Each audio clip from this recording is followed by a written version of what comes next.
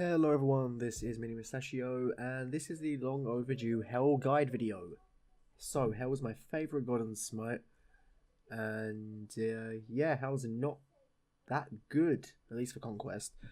I think Hell's amazing, obviously, but the thing with Hell is that no anti-heal means she's god tier, just S+, whatever.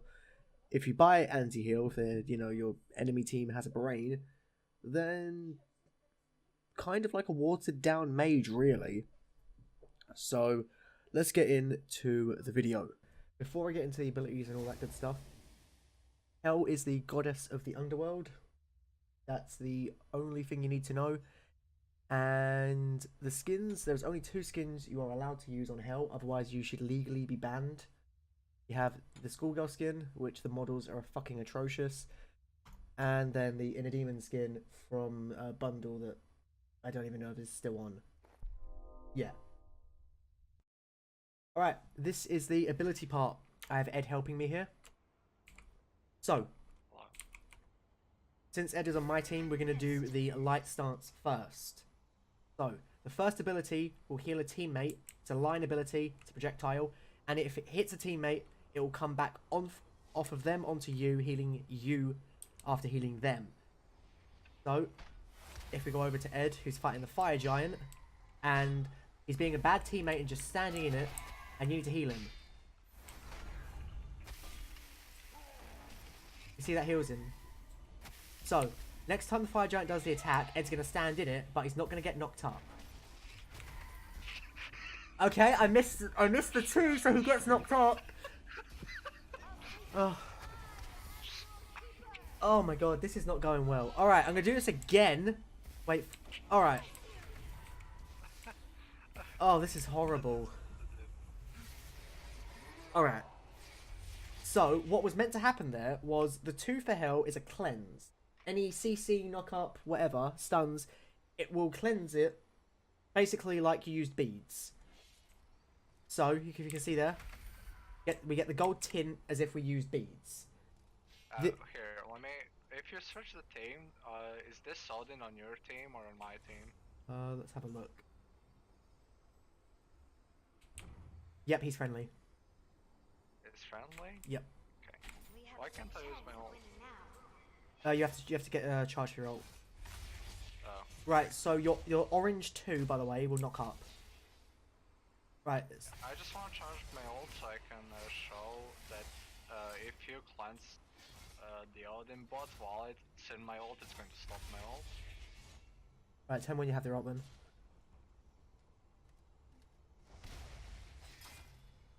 So, this is basic. Alright, right, I'm gonna do it. So, you can see there, what was meant to happen was he was meant to be knocked up in the air for, I don't know, 3 seconds or so, but nothing happened. This works for any god that works like that. It'll work for Nether. It'll tilt Nethers if you do that to them.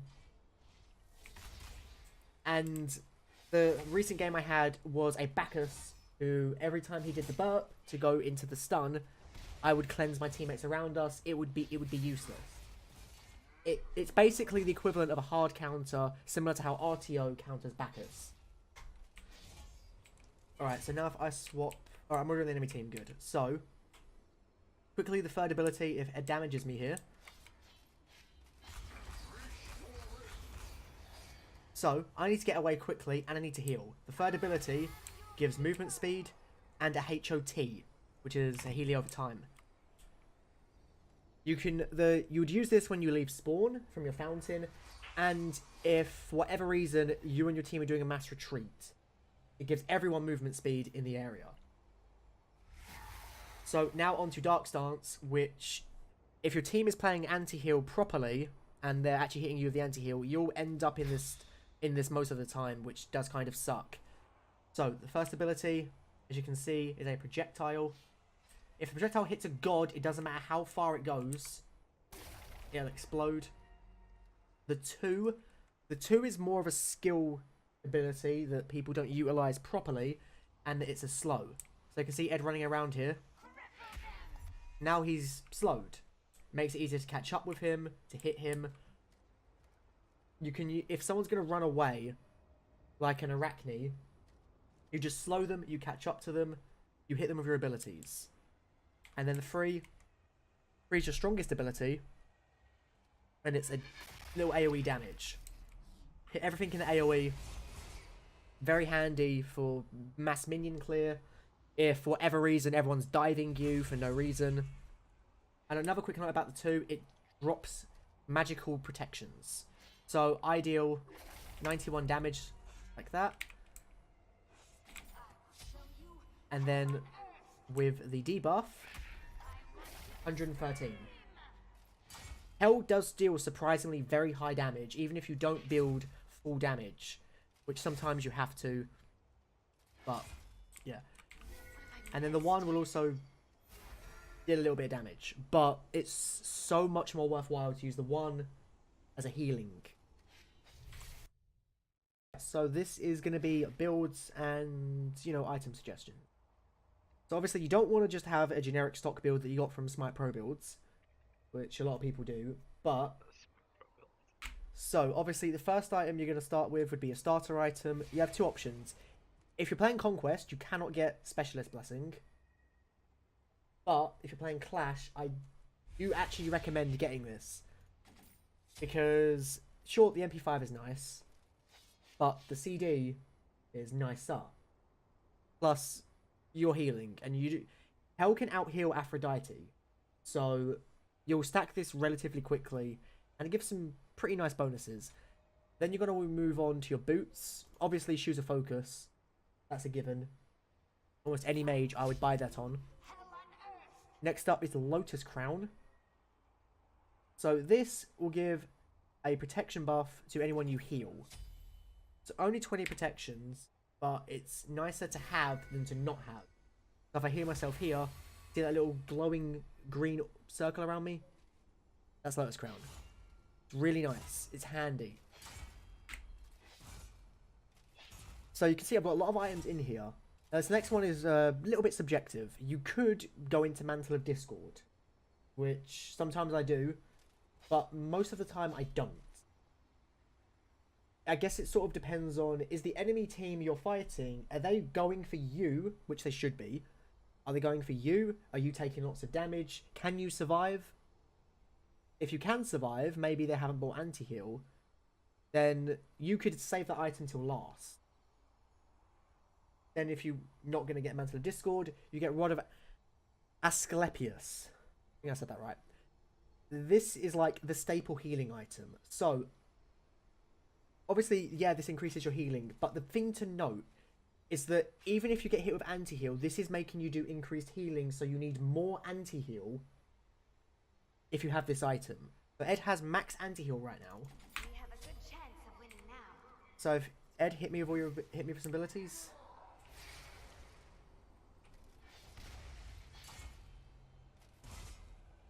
So you can see here, a lot of anti-heal.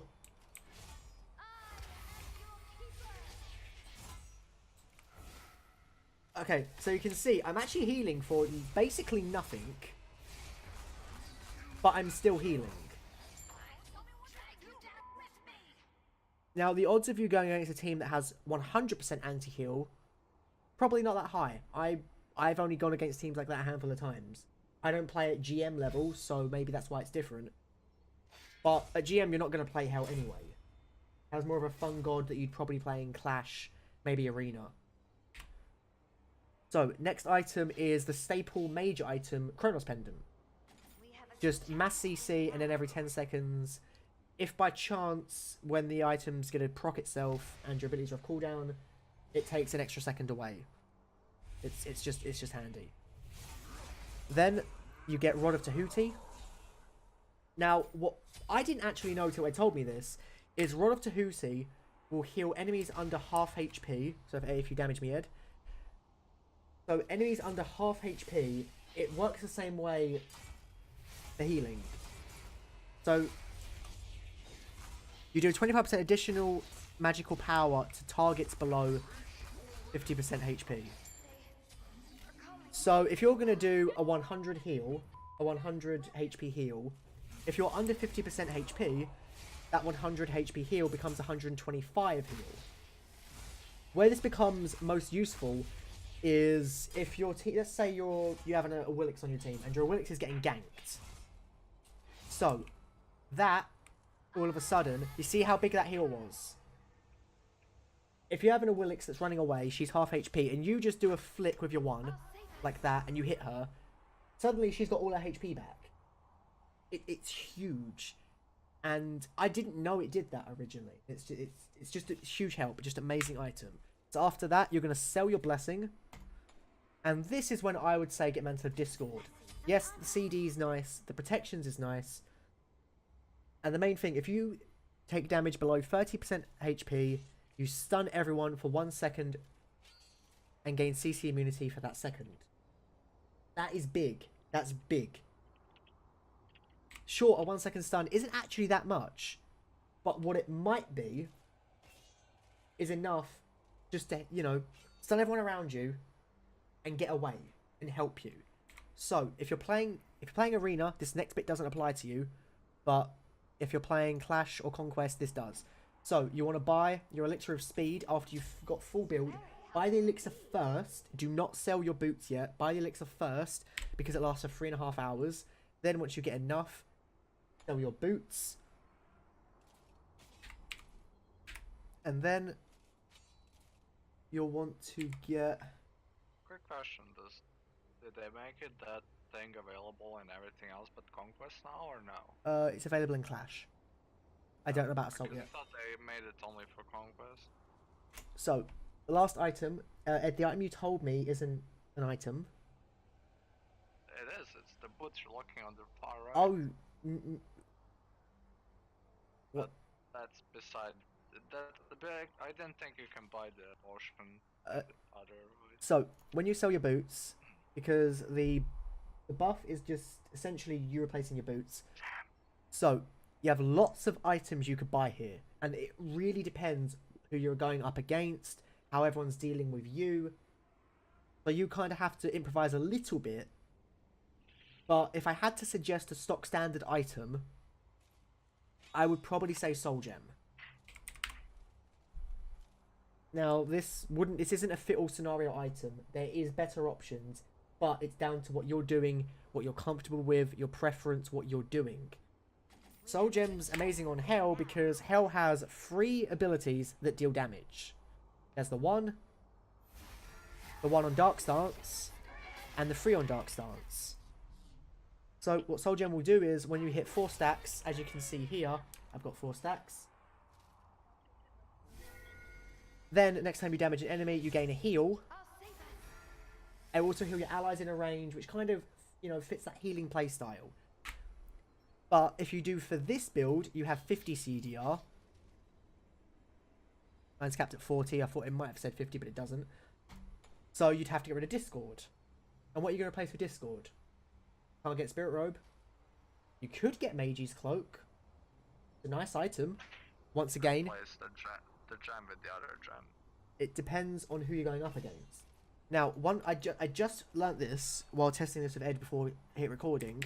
If you buy Gem of Isolation, you know, the Poseidon item, this actually stacks. So if I quickly sell this to prove the point, this stacks with the 2. So that's the slow Ed gets.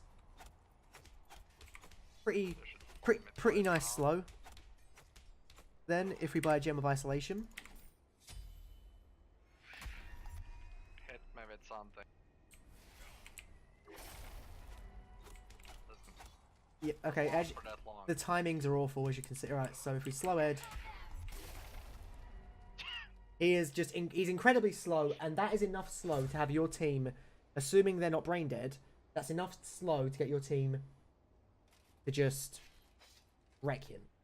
Now, this is the important part, is what if you're going up against a Hell who is just healing the whole team and carrying their game? So, what you're going to do is you're going to buy anti-heal and nothing else. Pestilence, so instead of Slow Gem. So, Ed's got Pestilence. That's a healing reduction. Brawler's Beat Stick, healing reduction on abilities. Toxic Blade, healing reduction on basic attacks. So, if Ed hits me with everything he's got,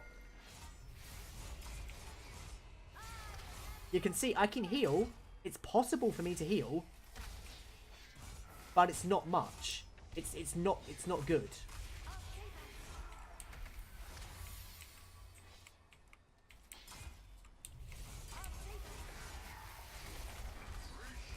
So that's one way to deal with hell. The other way is to CC hell into oblivion. Whatever CC you've got, you just hit hell with it. The main thing is buying anti-heal. As long as you anti-heal hell, she's not useless, because she can still heal. But make sure you don't pick Ares into hell. yeah. So if this is where hell shines. Similar. So Aphrodite can do this as well, but not the way hell can do it. So if you're playing Ares, Dudgy, Ratatoska, people with those mass pull ults that, you know, that people get pentakills with, as soon as Ares goes up, assuming you can communicate with your team, you just tell everyone, stand on that, and that gets rid of Ares' chain, gets rid of Dudgy's chain, stops Ratatoska from knocking you up. Try and time it against my ult. Alright, when are you going to do it? Well, I won't tell you, just Alright, press go, it. go. So, the biggest thing with the two is there is about a... Does it say what the delay is? It's about No. 0.3 or so. It's got a delay. So, if someone's doing an ult, yeah, you can easily block that. But if you're trying to quickly, let's say, block a Nether ult, you're going to have to predict it. Ready? Yep. Yeah, wrong stand. So, that's the annoying part, is prediction. Alright. So you can see there, it did nothing. I completely ruined a King Arthur ult who could solo me because I timed the two well. So, now let's quickly do the leveling order, because this depends on what you're doing. So, if you're doing Conquest, Ed made a very good point of this, you're going to do the free first. Because the free can deal damage, and it can heal minions. So if you're going up against... if you're in mid lane, which you shouldn't play Hell in, I think Hell is a support lane player, you can heal the minions, which early on, when minions don't take any, you know, they take a bit of damage, they take a while to kill from your ADC, you can heal them, and that's big. Then, after that, the leveling order goes, if you're doing Conquest, it goes 3, 1, 2, and then obviously the 4 whenever you can do it. Like that.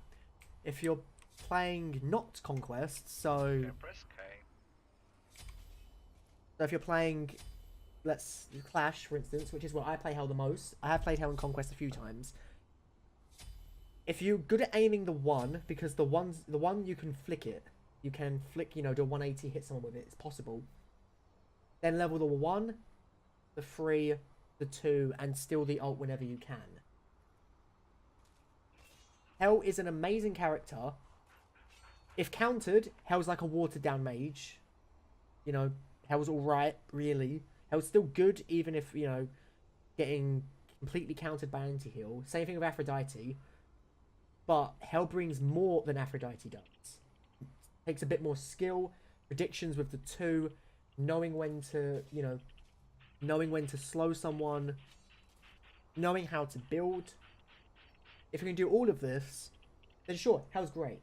Hell's not going to be your SS, you know, insta-lock mage to do well in Conquest. But she's amazing. So I hope this explains some stuff. Thanks for watching the video. I hope this helped a little bit with Hell, maybe countering Hell or playing her or anything like that. If you have any questions, leave them in the comments. I'll reply to them when I get the chance. Thanks for watching, and I'll see everyone on the next video.